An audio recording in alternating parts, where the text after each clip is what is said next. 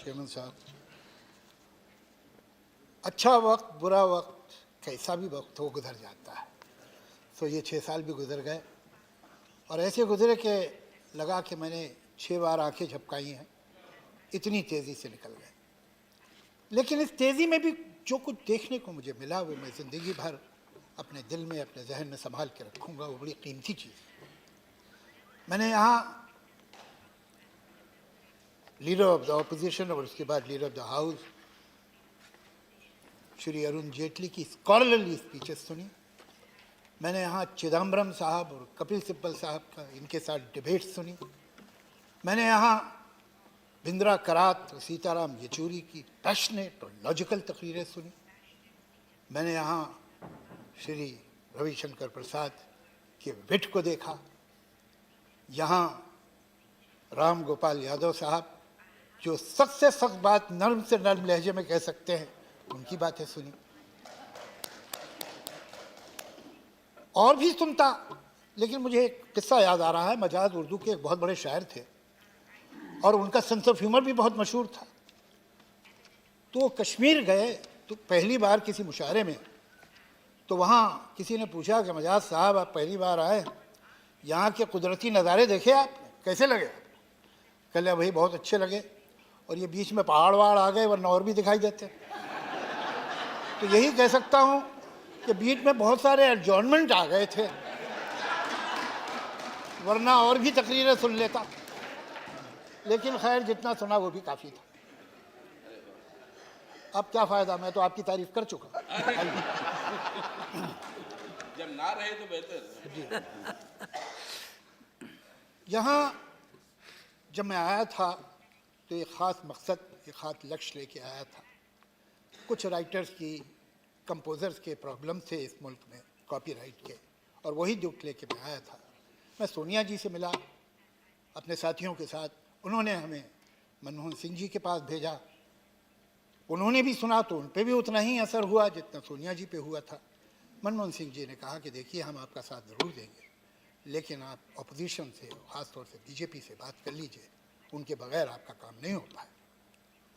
तो हम अरुण जेटली साहब के पास गए और मुझे थोड़ी हैरत भी हुई, खुशी भी हुई कि बहुत हद तक तो हमारा प्रॉब्लम जानते ही थे, लेकिन थोड़ी डिटेल हमने और दी। और जिस तरह उन्होंने रिएक्ट किया, उस दिन मुझे मालूम हुआ कि ये काम हो जाएगा। लेकिन ये बात मुझे बड़ी अच्छी लगी मनमोहन जी की कि उन्होंने कहा कि अपोजिशन से कर लीजिए, उनके बगैर नहीं होगा। ऐसा ही होना चाहिए। देखिए सरकारें तो उन मुल्कों में भी होती हैं जहाँ डिक्टेटरशिप है, सरकारें तो वहाँ भी होती हैं जहाँ शेखडम से बादशाहते हैं, लेकिन डेमोक्रेसी में और इन हुकूमतों में फ़र्क क्या है? वहाँ सिर्फ सरकार होती है, यहाँ सरकार और अपोजिशन दोनों होते हैं। और सही किसी ने कहा है कि चमन में इख्तिलाते रंग बू से बात बनती है, कि खुशबू और रंग से मिल के चमन में बात बनती है। चमन में इख्तिलाते रंग बू से बात बनती है। हम ही हम हैं तो क्या हम हैं, तुम ही तुम हो तो क्या तुम।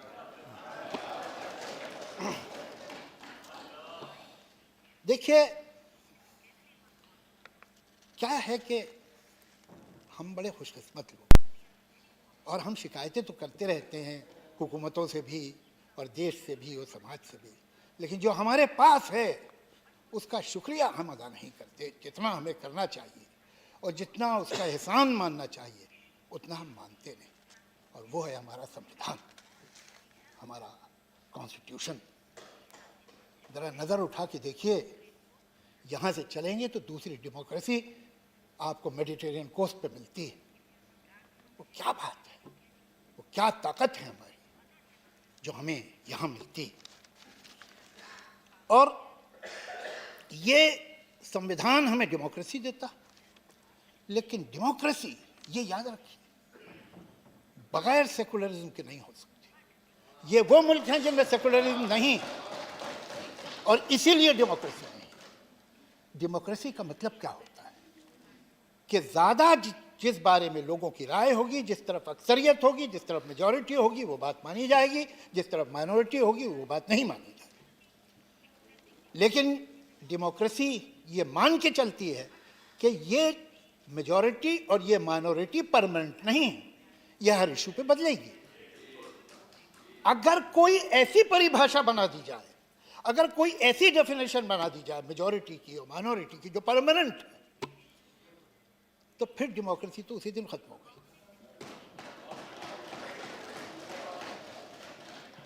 हम अगर सेकुलरिज्म की बात करें, हम अगर सेकुलरिज्म को बचाने की कोशिश करें, तो किसी एक वर्ग या दूसरे वर्ग पे कोई एहसान नहीं कर रहे। हमको सेकुलरिज्म इसलिए बचाना होगा कि इसके बगैर डेमोक्रेसी ही नहीं बच सकती। लेकिन मैं ऐसा विश्वास रखता हूं कि हमारे देश में ये बहुत बड़ा अचीवमेंट है, हमारे बहुत से अचीवमेंट हैं। हम जब आज़ाद हुए तो शायद सुई बनाने के काबिल नहीं थे, आज हम एक इंडस्ट्रियल कंट्री हैं, बहुत बड़ी पावर है, बहुत बड़े अचीवमेंट्स हैं हमारे। शायद इससे भी ज़्यादा हो सकते थे, लेकिन जितने हुए वो भी बहुत थे। लेकिन सबसे बड़ा अचीवमेंट ये है कि हमने अपनी ज़मीन की धरती में जनतंत्र को उतार दिया। उसकी जड़ें इतनी गहरी हैं कि उखड़ नहीं सकती है, ये मुमकिन नहीं। ये बहुत बड़ा तोहफा है जो हमारे बुजुर्गों ने हमें दिया है। और एक तरफ ये डेमोक्रेसी, एक तरफ ये कमाल का संविधान, और दूसरी तरफ एक ऐसा मुल्क, एक ऐसी आबादी जिसमें 50% लोग जो है वो 27 साल की उम्र से नीचे,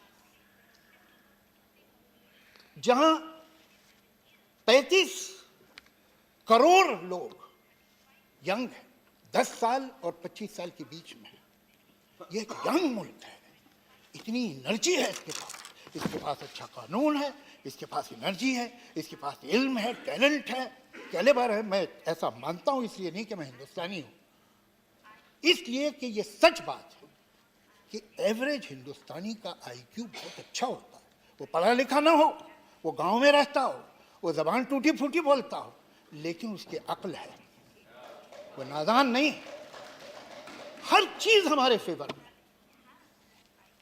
तो फिर क्या वजह है कि आज दुनिया के सबसे ज्यादा बेरोजगार हमारे मुल्क में? क्या वजह है कि दुनिया के सबसे ज्यादा टीबी के मरीज हमारे मुल्क में? क्या वजह है कि दुनिया का हर 5वां बच्चा जो 5 बरस की उम्र से पहले मरता है वो हिंदुस्तानी होता है? क्या वजह है कि हर साल एक कैलेंडर ईयर में 50,000 औरतें माइनर प्रेगनेंसी के कॉम्प्लिकेशन की वजह से मर जाती हैं? हमें ये सोचना होगा।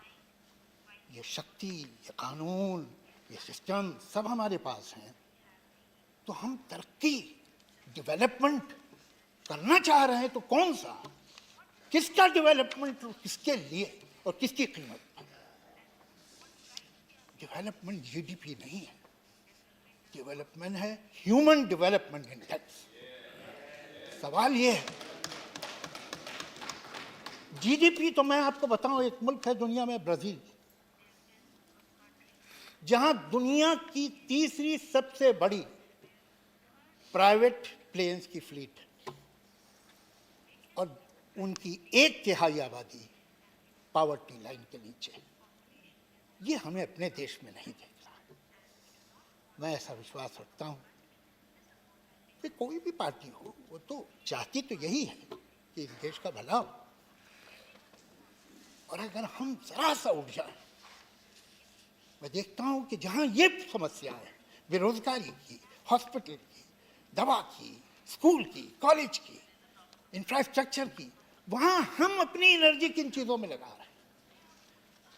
वो क्यों वेस्ट हो रही है? आए दिन कुछ ऐसी बात सुनने को आती है जो न सुनते तो अच्छा था।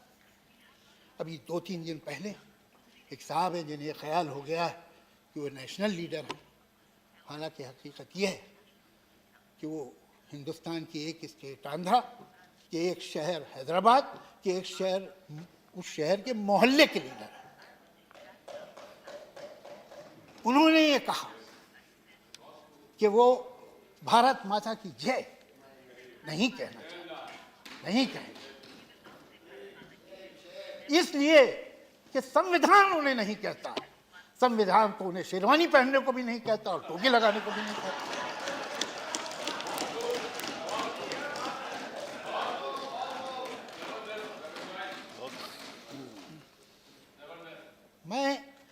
ये जानने में इंटरेस्टेड नहीं हूँ कि भारत माता की जय कहना मेरा कर्तव्य है कि नहीं, ये मैं जानना भी नहीं चाहता, इसलिए कि ये मेरा कर्तव्य नहीं, मेरा अधिकार। और मैं कहता हूं भारत माता की जय, भारत माता की जय, भारत माता की जय। ये कौन लोग हैं? मैं इस बात को और उनके इस ख्याल को जितने सख्त वर्ड मुमकिन है जो एक्सपंज न हो उनमें कंडेम करता हूं। और मैं इतनी ही सख्ती से एक और नारे को भी कंडेम करता हूं जो अक्सर हिंदुस्तान के शहरों में बोला जाता है, मुसलमान के दो स्थान, कब्रिस्तान या पाकिस्तान। मैं उसे भी कंडेम करता हूं।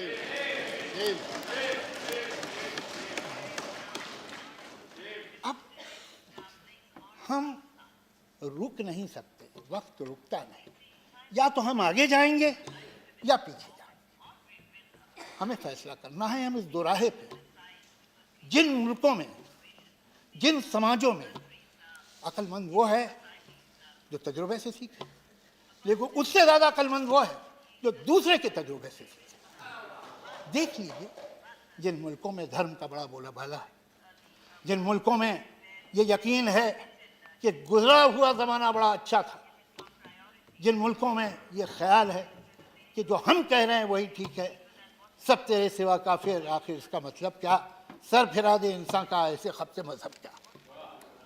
जिन मुल्कों में ये खब्त, वो कहाँ गए जहाँ बात पर जबान कटती है, जहाँ आप एक लफ्ज़ बोल दें जो धर्म के खिलाफ हो, मजहब के खिलाफ हो, तो फांसी दे दी जाती है।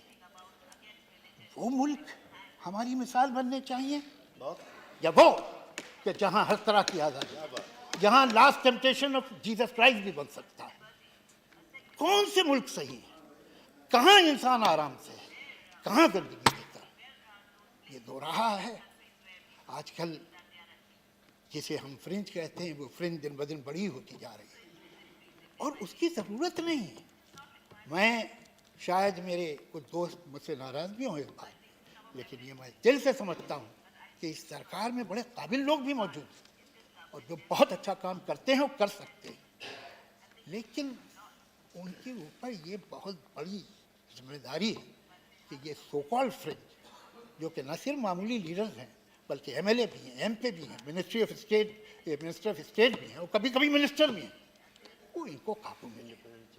इसलिए जावेद साहब जी, मजबूरन मेरी नजर घड़ी पे है। मैं भी मानता हूं सर, वक्त अच्छा नहीं है। मैं बिल्कुल आपके साथ हूं। तो मैं यही उम्मीद करूंगा कि ऑपोजिशन हो कि सरकार, ऑपोजिशन का भी रोल है, इसलिए कि ये जो नौजवान हैं ये हमेशा नौजवान नहीं रहेंगे। जापान ये एडवांटेज खो चुका है, चीन ये एडवांटेज खो रहा है। आपके पास ज़्यादा से ज़्यादा 20 साल हैं जब आपके पास ये एनर्जी है। आप एक प्लेटो पे पहुंच जाएंगे, फिर वहाँ बहुत दोनों चलेंगे, 100-150 साल बाद फिर ये हालात आएंगे।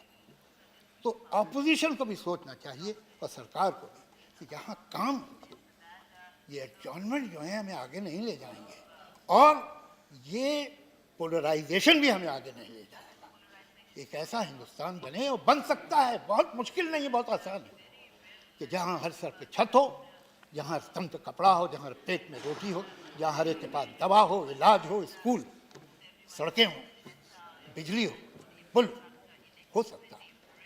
जरा सा बस अगले इलेक्शन की परवाह बंद कर दे आदमी और सब कुछ हो जाए।